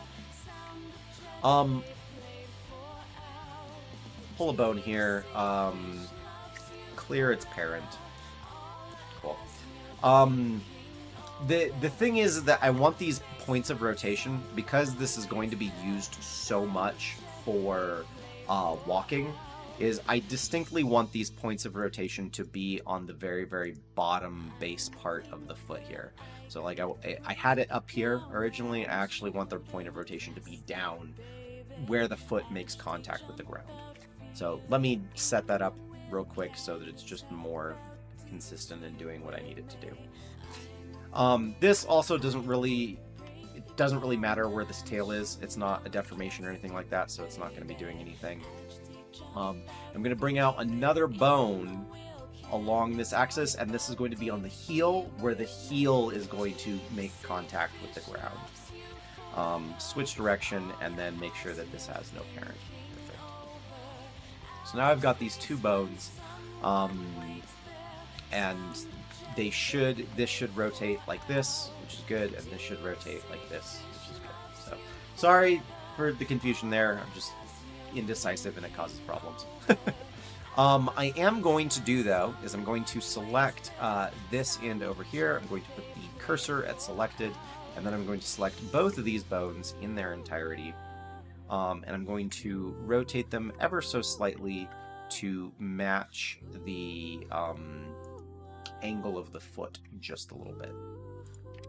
Then the last thing we can do is pull out a bone. This doesn't really matter its orientation or where it is or what's going on, because this is going to be our CTRL underscore foot roll.l.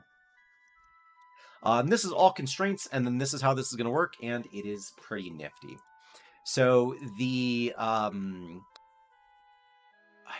always forget because I'm bad at this game. This is going to have the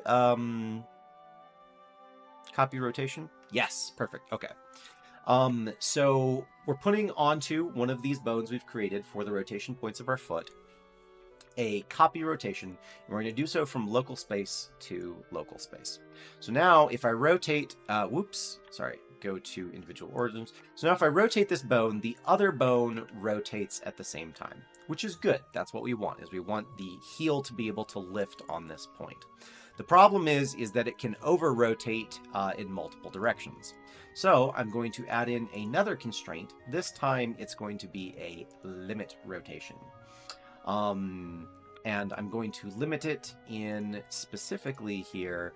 I'm going to do a little bit of a transform here, and then I'm going to play around with these axes to find out what its limit should be. That can be 0. Our maximum, and I'm going to say that the maximum angle for our foot to rotate is 90 degrees.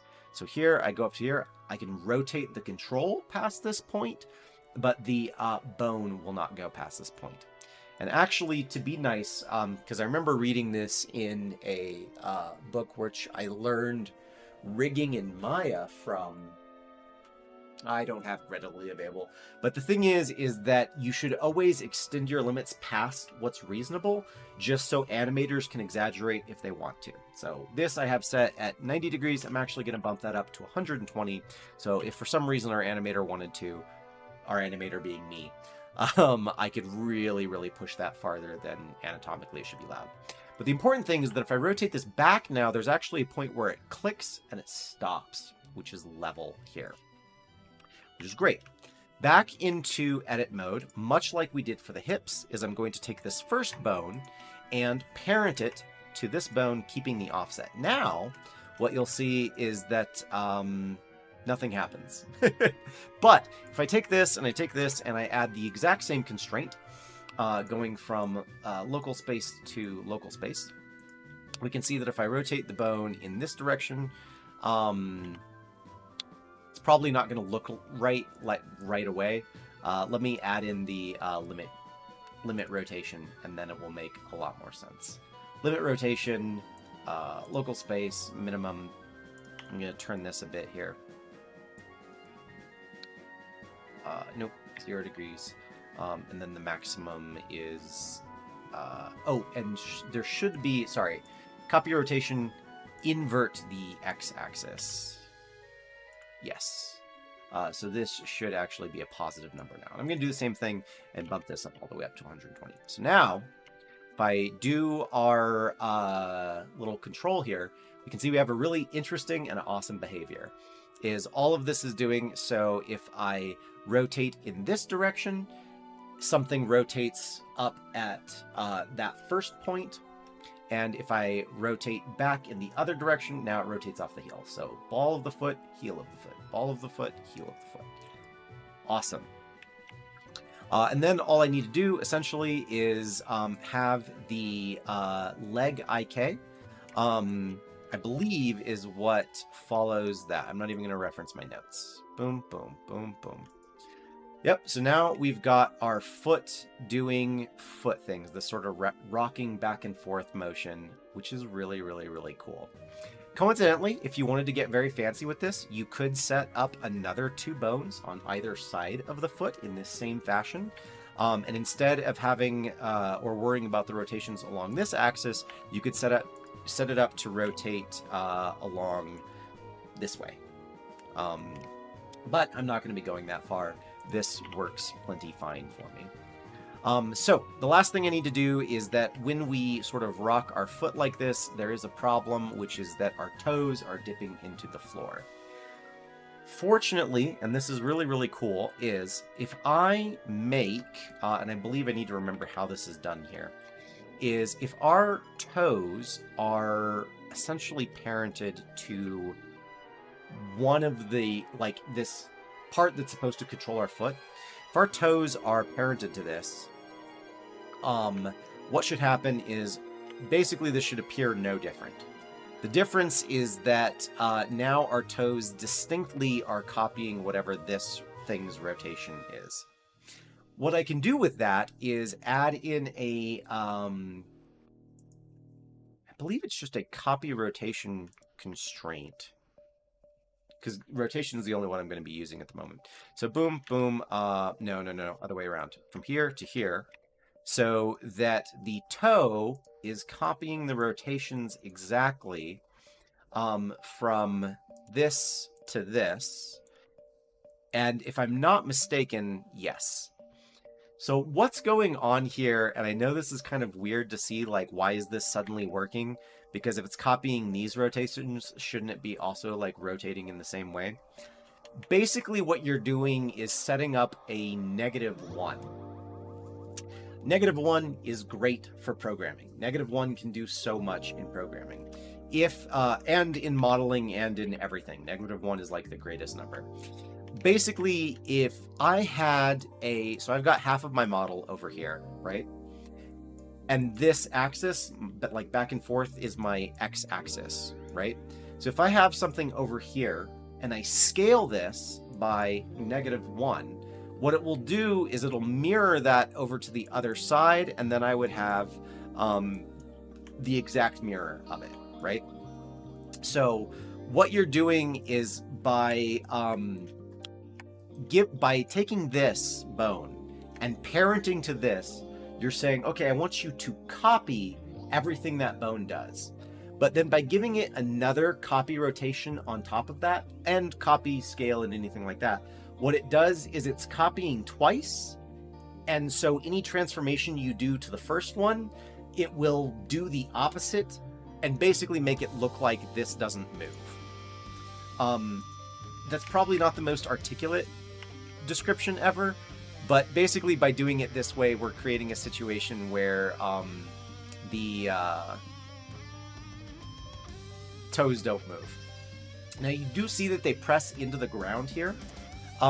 This is because the deformation bone, which I've got here as target foot, this guy, is offset from this point of rotation. So because I went back on what I said I was going to do and changed that point and changed where its like pivot is, it's resulted in this like slight pressing into the ground, which I could fix and I might do on my own time. Since we're running a bit short here on time, I'll leave that. But this is now, I can take all of these. Oh, I didn't name these. I will call you mechanism underscore foot back dot L, and I'll call this mech underscore foot front dot L for their rotations, and I'll simply hide them. So now we have, if I hide all of this, so let me actually go in. Oh, and I need to set the stupid groups. This doesn't belong in here, and it does belong in here. This doesn't belong in here, and it does belong in here. Goodness gracious. And this is actually should be, instead of mechanism leg pull, this should be probably tool underscore leg pull, which means that it doesn't belong in here, and it does belong in here. So let's quick unhide everything. And there's also a process for copying this over, but for the moment, let's take a look at what we've got and just know that there's some things that it doesn't apply to. So let me hide all of my target bones, so I only have my controls. Let me hide my tools, and let me hide my mechanisms. So now I can control. Granted, we didn't get to the arms tonight. I thought I could do it in 2 hours. I lied to you, and to myself for that matter. But for the moment, just considering the head, the torso, the hips, and just the left leg, these are our controls for the rig. And as you can see, there's only, what, 1, 2, 3, 4, 5, 6, 7, 8? 8 of them, which is great. 8 to control animation. Here, I can select this. Whoops. Here, I'm sorry. Here, I can... Oh, interesting. So there is something that is broken in there. And the broken part is the fact that this is not... Oh, I'm sorry. That's an easy fix. This needs a parent, and its parent should be the IK controller. So now... Oh, maybe not. No, sorry. Other way around. Other way around.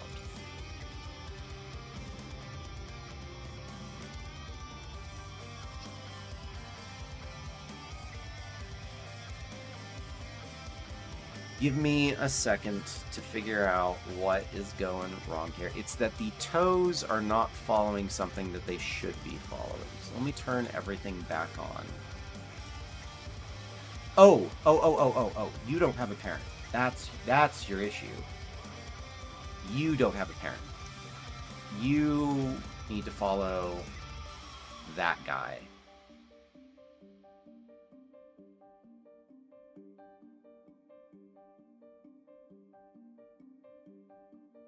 Or is it...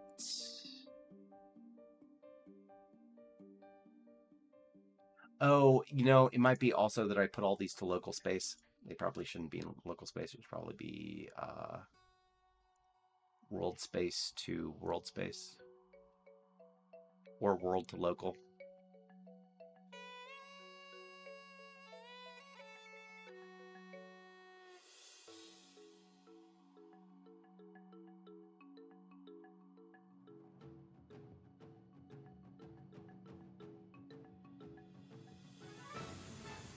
Hmm.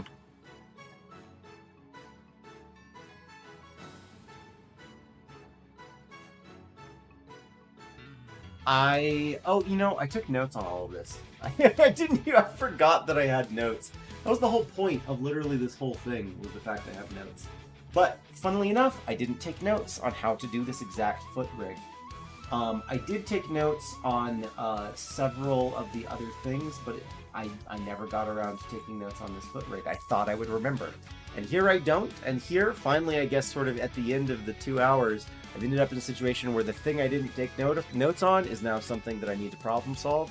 And, yeah, so an excellent way, I think, in some regards, to highlight the importance of just note-taking. Anyway, we can still at least look at some of the other parts. Most of the other things are doing what they need to, which is that we can control the entire body here. This, in theory, should be all parented to the main body rig, or at least some kind of main controller. Here, the hips do, and they can sort of move independently of everything else. The torso can sort of be brought over. These two bits can specifically have their whether or not they inherit rotation turned on and off, and they too, on top of that, can be turned to any sort of degrees and angles you want, which is cool. And then we've got our pull stuff here. So there's more to do, and obviously more notes that I need to take, because I was not able to sort of beat my challenge of remembering anything in time. I think I'm going to do a lot of this rigging off camera, like before tomorrow, because again, streaming tomorrow. Oh, that's something I should put on this little, so again, the little border that you see around with the Patreon and Discord and stuff over there, all that's new. I need to make it fancier and nicer at some point. We'll do that soon, I promise. But that's something else that I should have over there, is stream times, which is weekdays. For me, it's 5:30 to 7:30. I don't know where you all are in the world. Thank you for popping in, by the way. Anyway, that's neither here nor there. I think I will complete a lot of this before tomorrow's stream, but I think there's also a few extra things that I'm going to leave out so that I can do them for you tomorrow, and then we can get to animating. So, a little bit behind schedule, but otherwise everything's doing just fine. So real quick, because I should be signing off. Someone did ask, have you ever thought about streaming on Twitch? That kind of ties in, truthfully, very, very similarly to all of this stuff down here, and like these sidebars that I need to fix and turn into something nicer, is that I want to stream on Twitch and YouTube at the same time. I just have not yet put in the effort in order to figure out, because there's going to be some whole other program that I have to download in order to do a simulcast, and get that squared away. But yes, I want to. Anywho, yeah, I'm gonna finish this up, do a bunch of things off camera, and then I'll leave some particularly spicy bits for you guys tomorrow. So 5:30 my time, I'll try and figure out some sort of GMT time. But basically at the same time that this stream started today, I highly encourage, if you want to know about rigging in Blender, coming in for the first part of the stream tomorrow, in particular because there is a thing that I will be showing off involving custom shapes for bones that, as far as I know, is like next to impossible to find on the internet. It's literally a Blender tip that has been in Blender since the beginning, and no one knows about it because that's how old it is. So spicy Blenderings for you guys at the start of the stream tomorrow. But yeah, I'm going to sign off. Thank you guys so much for popping in this evening. We'll get the animations done, we'll get everything else done, and then we'll be in a really, really good place to try and get the game up on Steam and see how that goes. So, hell yeah. Anyway, thank you guys so much for tuning in. You guys have a